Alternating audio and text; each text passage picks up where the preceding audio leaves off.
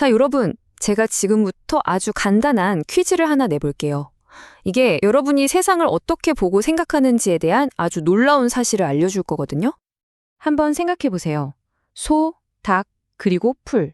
이 셋 중에 두 개를 묶는다면 뭘 고르시겠어요? 뭐 정답이 따로 있는 건 아니에요. 근데 여러분이 어떤 대답을 하느냐에 따라 세상을 보는 방식이 크게 두 가지로 나뉜다는 걸 알 수 있습니다. 과연 여러분은 어느 쪽일까요? 혹시 소랑 닭을 고르셨나요? 그럼 여러분은 아마 동물이라는 공통된 범주로 묶어서 생각하는 경향이 있는 거예요. 반대로 소랑 풀을 고르셨다면 그건 소가 풀을 먹는다는 둘 사이의 관계에 더 집중하신 거고요. 어느 쪽도 틀린 건 아닙니다.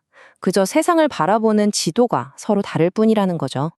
사실 이 퍼즐은 그냥 재미로 해본 게 아니에요. 이게 바로 사회심리학자 리처드 니스벳의 책 생각의 지도의 세계로 들어가는 열쇠거든요. 니스벳은 바로 이 작은 차이가 사실은 동양과 서양의 사고방식이 얼마나 다른지를 보여주는 거대한 빙산의 일각일지도 모른다고 생각했던 거죠. 자, 그럼 오늘 우리가 어떤 순서로 이 흥미로운 주제를 파헤쳐 볼지 한번 살펴볼까요? 네, 첫 번째 이야기입니다. 대체 리처드 니스벳 교수는 어떻게 이런 연구를 시작하게 됐을까요? 그 발견의 순간으로 한번 가보시죠. 이 한마디, 이게 바로 니스벳 교수가 자기 중국인 제자한테 들었던 말이에요. 정말 강렬하죠? 바로 이 말이 그의 모든 연구를 시작하게 만든 말 그대로 불꽃 같은 계기가 됐습니다. 원래 니스벳 교수는 인지 보편주의라고 해서 사람은 누구나 어디에 살든 생각하는 방식은 똑같다고 굳게 믿었던 사람이거든요. 그런데 이 말을 듣고 정말 큰 충격을 받은 거예요. 그러면서 이런 의문을 품게 된 거죠. 혹시 문화가 우리 생각의 틀 자체를 바꿀 수도 있는 거 아닐까? 하고 말이죠. 자, 그럼 리스벳 교수가 발견한 그 생각의 차이, 그 바탕에 깔린 두 가지 핵심적인 사고방식에 대해 본격적으로 알아보겠습니다. 이 표를 보시면요, 마치 두 개의 다른 생각의 운영체제가 있는 것 같아요. 서양의 분석적 사고는 개별 사물 자체에 집중해요. 이건 뭐지? 하고 범주를 나누는 거죠. 반면에 동양의 종합적 사고는 전체적인 맥락과 관계를 봐요. 이게 다른 것들과 어떤 관계를 맺고 있지? 이렇게요. 그러니까 한쪽은 세상을 딱딱 떨어지는 직선적인 논리로 보고 다른 한쪽은 모든 게 연결돼서 끊임없이 변화하는 원처럼 본다는 겁니다. 그렇다면 이런 생각의 차이는 대체 어디서부터 시작된 걸까요? 자, 지금부터 시간을 아주 멀리 고대 시대로 거슬러 올라가서 그 뿌리를 한번 찾아보겠습니다. 정말 놀랍게도 이 모든 이야기의 시작은 기원전 600년경 바로 고대 그리스와 중국으로 거슬러 올라갑니다. 보시는 것처럼 한쪽은 각자 도생해야 하는 무역국가로 다른 한쪽은 다 같이 힘을 합쳐야 하는 농업사회로 발전했는데요. 바로 이때 뿌려진 생각의 씨앗이 오늘날까지 영향을 미치고 있는 거죠. 고대 그리스를 한번 떠올려 보세요. 여기는 땅은 척박하고 먹고 살려면 배를 타고 나가서 무역을 해야 했어요. 그러니까 개개인이 똑똑하게 판단하고 자기 운명을 스스로 개척해야만 살아남을 수 있는 그런 환경이었던 겁니다.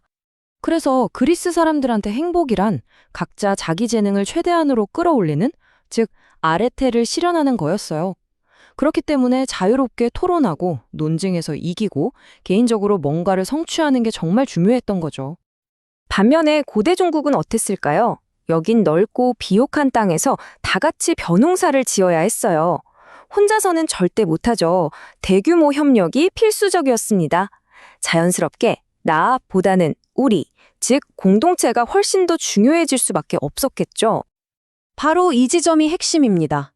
그리스 사람들은 논쟁을 해서라도 진리를 찾는 걸 중요하게 생각했지만 고대 중국 사람들은 그런 논쟁이 공동체의 조화, 즉 화를 깨뜨릴 수 있다고 본 거예요. 그래서 집단의 화합을 지키는 걸 최우선으로 여겼다는 거죠. 자, 그럼 이런 수천 년 전의 이야기들이 그냥 옛날 이야기로 끝나는 게 아니라 지금 우리가 사는 현대사회에 얼마나 생생하게 영향을 미치고 있는지 한번 들여다볼까요? 이게 우리가 쓰는 언어에도 그대로 나타나요. 되게 신기하죠. 예를 들어 영어 같은 서양 언어는 명사 중심이에요. 사물 자체에 초점을 맞추죠. 그런데 한국어 같은 동양 언어는 동사가 훨씬 발달했어요. 행동이나 관계를 더 중요하게 보는 거예요. 차가 있다 보다는 차가 달린다처럼요. 세상을 고정된 사물의 집합이 아니라 끊임없이 움직이는 관계의 흐름으로 보는 시각이 담겨 있는 거죠. 이 차이를 보여주는 아주 재미있는 일화가 있어요. 닛산 자동차 광고를 미국이랑 일본에서 띵같이 틀어줬는데요. 미국 광고는 자동차 자체의 멋진 모습에 집중했어요. 근데 일본 광고는요? 자동차보다는 그 주변의 아름다운 풍경, 길, 나무 이런 걸 더 많이 보여줬습니다. 결과가 어땠을까요? 놀랍게도 일본 시청자들은 차가 아니라 광고에 나온 바위를 사고 싶다는 반응을 보였다고 해요. 자동차라는 사물보다 그 차가 놓인 맥락에 훨씬 더 마음이 끌렸던 거죠. 이런 세계관은 세용지마라는 말에 아주 잘 나타나 있습니다. 변방 늙은이의 말 이야기 다들 아시죠? 좋은 일이 나쁜 일이 되기도 하고 나쁜 일이 다시 좋은 일이 되기도 하잖아요. 이렇게 세상은 끊임없이 돌고 돈다고 보는 거예요. 이건 좋고 나쁨이 명확하게 구분된다고 보는 직선적인 서양의 세계관과는 아주 다른 관점이죠. 자, 그렇다면 이 모든 이야기가 지금 이 시대를 살아가는 우리에게는 어떤 의미가 있을까요? 세상은 점점 더 가까워지고 있잖아요. 여기서 정말 중요한 점이 있어요. 이건 어디까지나 일반적인 경향성에 대한 이야기지 절대적인 규칙이 아니라는 겁니다. 저자도 이 점을 굉장히 강조하는데요. 이걸 가지고 서양 사람은 다 이렇고 동양 사람은 다 저래 하는 식의 고정관념을 가지면 절대 안 되겠죠. 목표는 서로를 이해하는 것이지 편을 가르는 게 아니니까요. 결국 핵심은 이겁니다. 우리 머릿속에 서로 다른 지도가 있다는 걸 아는 것만으로도 훨씬 더 나은 소통을 할 수 있다는 거예요. 예를 들어 비즈니스를 할 때 서양 파트너는 계약서상의 규칙을 칼같이 따지는 걸 중요하게 생각할 수 있어요. 반면에 동양 파트너는 그 규칙보다는 앞으로 만들어갈 관계를 더 중요하게 여길 수 있겠죠. 이런 생각의 차이를 미리 알고 접근하면 불필요한 오해를 정말 많이 줄일 수 있을 겁니다. 마지막으로 이런 질문을 던져보고 싶습니다. 이렇게 세상이 점점 하나로 연결되고 있는데 과연 우리의 생각도 하나로 합쳐질까요? 아니면 분석적 사고와 종합적 사고의 장점만을 쏙쏙 뽑아서 전혀 새로운 방식의 생각의 지도를 그려나가게 될까요? 그 미래는 아직 아무도 모릅니다.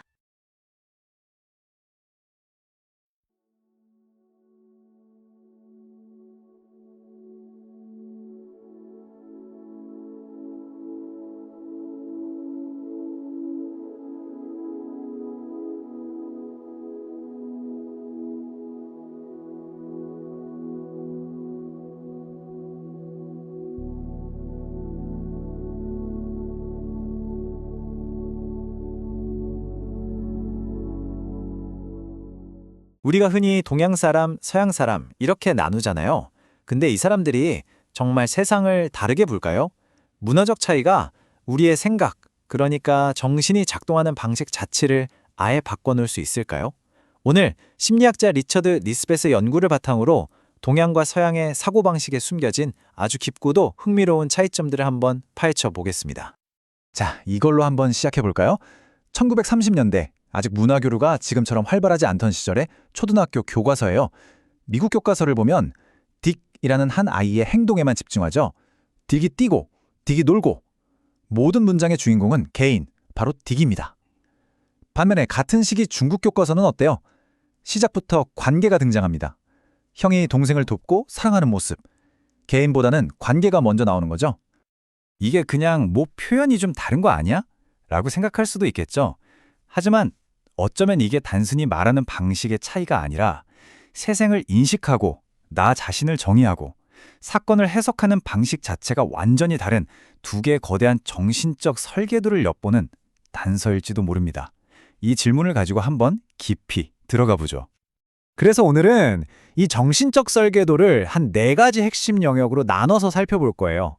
먼저 나와 우리라는 정체성의 차이, 그리고 세상을 대상과 맥락 중 무엇으로 보는지, 이게 또 소통 방식이나 어떤 사건의 책임을 따지는 방식에 어떻게 영향을 미치는지 알아볼 거고요. 마지막으로 이 두 세계가 만나는 미래는 어떤 모습일지 함께 그려보겠습니다.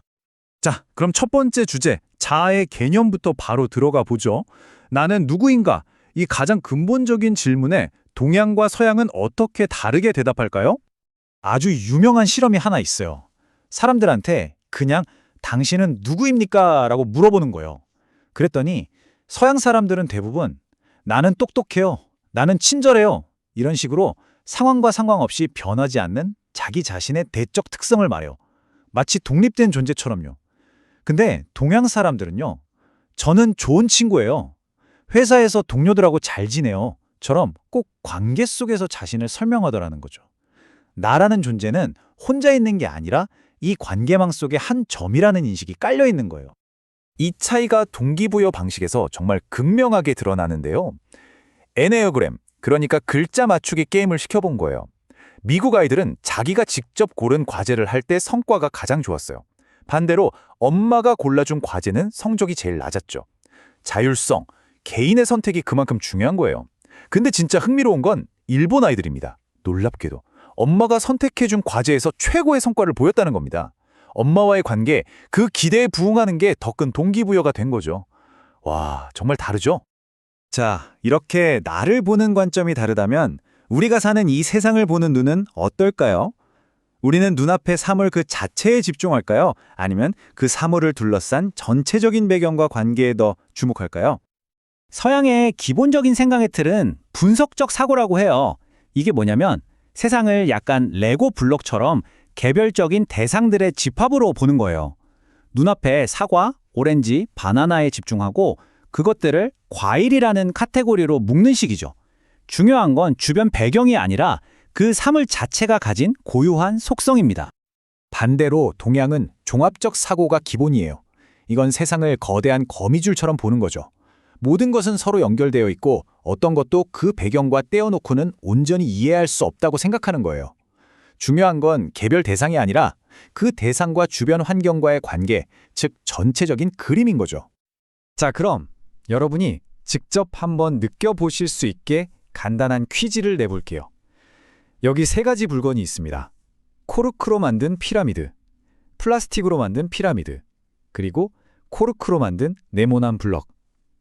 자, 여러분이라면 이 중에서 어떤 두 개를 한 묶음으로 만드시겠어요?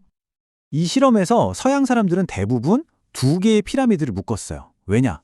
피라미드라는 똑같은 카테고리에 속하니까요. 대상의 형태, 즉 속성을 기준으로 분류하는 분석적 사고인 거죠. 반면에 동양 사람들은 어땠을까요? 코르크 피라미드랑 코르크 블록을 묶는 경향이 훨씬 강했어요. 같은 코르크라는 재질로 만들어졌다는 관계성에 주목한 겁니다. 이게 바로 종합적 사고의 아주 좋은 예시죠. 둘 다 말이 되죠? 근데 세상을 보는 초점이 완전히 다른 거예요. 이렇게 세상을 보는 눈이 다르니까 당연히 말하는 방식, 소통하는 방식도 달라질 수밖에 없겠죠. 명확한 의사소통의 책임, 과연 말하는 사람에게 있을까요? 아니면 듣는 사람에게 있을까요? 서양은 보통 저맥락 사회라고 해요. 말하는 사람이 A부터 Z까지 자신의 의도를 명확하고 직접적으로 다 얘기해줘야 해요. 만약에 오해가 생기면 그건 제대로 설명하지 못한 말한 사람 탓이 되죠. 반면에 동양은 고맥락 사회입니다. 말 그 자체보다 그 말이 나온 상황, 분위기, 관계, 이런 숨은 맥락을 읽는 게 훨씬 중요해요. 듣는 사람이 행간의 의미를 파악해야 하는 거죠. 우리가 흔히 눈치라고 하잖아요. 그게 바로 핵심적인 소통 능력인 셈이죠. 바로 이래서 서양식 스탠딩 파티나 칵테일 파티 같은 게 동양 문화권에서는 되게 어색하게 느껴질 수 있는 거예요. 서로 잘 알지도 못하는 낯선 사람들끼리 모여서 대뜸 직접적인 대화를 시작하고 이어가야 하니까요. 고맥락 문화에 익숙한 사람들한텐 이게 여간 스트레스가 아니거든요. 자, 그럼 이런 사고방식의 차이가 어떤 일이 탁 터졌을 때 그 원인을 찾는 방식에는 또 어떤 영향을 미칠까요? 어떤 사건이 일어났을 때 우리는 그 원인을 어디서 찾을까요? 1991년에 있었던 실제 사건인데요. 미국 아이오와 대학에서 한 중국인 유학생이 총기 난사 후에 스스로 목숨을 끊은 비극적인 사건이 있었습니다. 당시 미국 언론들은 이 사건의 원인을 전부 그 학생 개인에게서 찾으려고 했어요. 성격이 원래 어두웠다, 정신적으로 문제가 있었다, 이런 식으로요. 그런데 똑같은 사건을 보도한 중국 신문들은 관점이 완전히 달랐습니다. 그 학생을 둘러싼 상황에 주목한 거죠. 지도교수랑 사이가 안 좋았더라. 미국 사회에서 엄청난 압박을 받았다. 인종차별을 겪었을 수도 있다. 이런 식으로 외부 요인을 통해 사건을 설명하려고 했습니다. 이 지점이 정말 중요한데요. 혹시 그 학생이 중국인이니까 중국 언론이 감싸준 거 아니야? 생각할 수도 있잖아요. 그래서 연구팀이 미국인이 저지른 비슷한 사건을 가지고도 똑같이 비교를 해봤대요. 근데 결과는 똑같았습니다. 서양은 행위자, 즉 사람에게 집중하고 동양은 행위의 장, 즉 상황과 맥락에 집중하는 경향이 뚜렷하게 나타난 거죠. 자, 이렇게나 다른 두 가지 생각의 방식이 요즘처럼 온 세상이 다 연결되는 글로벌 시대에는 과연 어떻게 될까요? 이 두 세계가 만나면 어떤 일이 벌어질까요? 이 책의 저자는 크게 세 가지 시나리오를 제시해요. 첫째는 동양이 점점 더 개인주의적이고 분석적인 서구식 사고를 받아들이며 하나로 합쳐지는 융합 시나리오. 둘째는 각자의 방식을 고수하면서 차이가 좁혀지지 않아 오히려 문명 충돌로 가는 시나리오. 그리고 마지막으로 가장 이상적인 건 서로의 장점을 배우고 섞어서 새로운 통합의 길, 중간길을 찾는 겁니다. 이 이야기는 여기서 끝나지만 우리 각자에게는 질문이 남습니다. 이렇게 복잡하게 얽힌 세상을 살아가는 우리에게 과연 어떤 생각의 도구가 필요할까요? 여러분의 머릿속 기본 설정은 눈앞의 대상에 맞춰져 있나요? 아니면 그 주변의 전체적인 판을 보는데 맞춰져 있나요?